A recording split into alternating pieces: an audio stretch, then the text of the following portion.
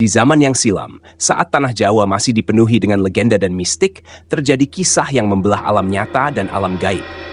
Kisah ini berawal dari kekalahan Calonarang, seorang ratu ilmu hitam dari kerajaan Dirah oleh pasukan kerajaan Daha.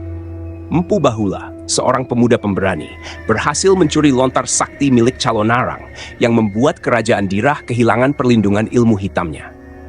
Dengan bantul ilmu yang dicuri itu, kerajaan Daha menggempur dan memusnahkan kerajaan Dirah tanpa ampun, dipicu oleh dendam yang membara atas kekejaman yang pernah dilakukan oleh Calonarang dan murid-muridnya. Dari kehancuran itu, 5 murid Calonarang yang tersisa melarikan diri ke berbagai arah. Yang paling muda, Ratnanareh, dengan berani melintasi hutan belantara di Jawa, sambil mempelajari lontar-lontar sakti yang ia bawa. Bertahun-tahun ia bersembunyi, memperdalam ilmu hitam yang akhirnya membuatnya kuat menghadapi makhluk gaib yang menghuni hutan gelap.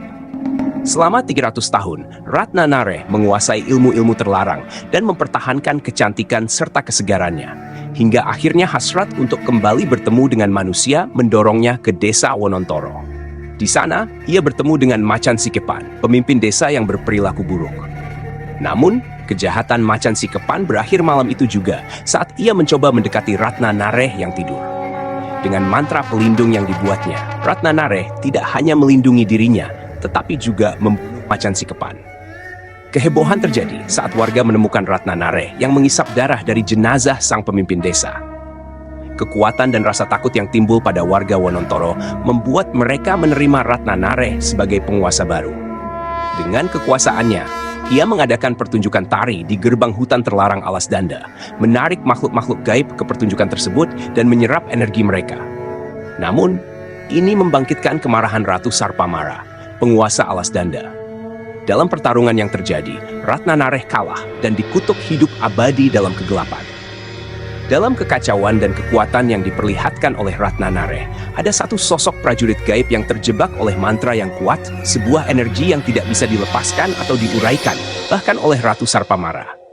Sosok ini adalah seorang penari dari kerajaan Dirah yang dahulu melakukan ritual pesugihan untuk mendapatkan kekuatan dan kekayaan. Namun, setelah gagal dalam misinya, ia terpaksa menjalani hidup sebagai prajurit gaib, yang tugasnya adalah mengawal dan melindungi Ratu Laut Kidul.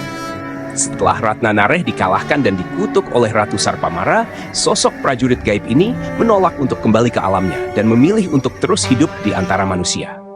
Akibat dari mantra yang masih melekat pada dirinya, ia berubah menjadi sosok yang menakutkan, sebuah entitas setengah manusia, setengah ular, yang berkelana di hutan dan daerah sekitarnya.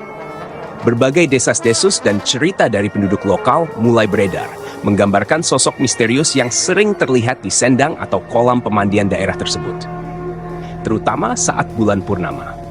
Penampilannya yang menyeramkan dan aura magis yang kuat membuatnya dikenal dengan nama Badarawuhi, yang berarti penari gaib yang kuat dan disegani yang datang ke area sendang.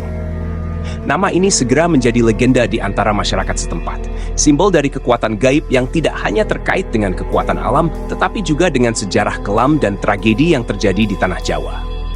Kisah Badarawuhi menjadi bagian dari lore lokal, mengingatkan mereka tentang kekuatan yang ada di luar pengertian manusia biasa dan konsekuensi dari tindakan yang melanggar batas alam gaib.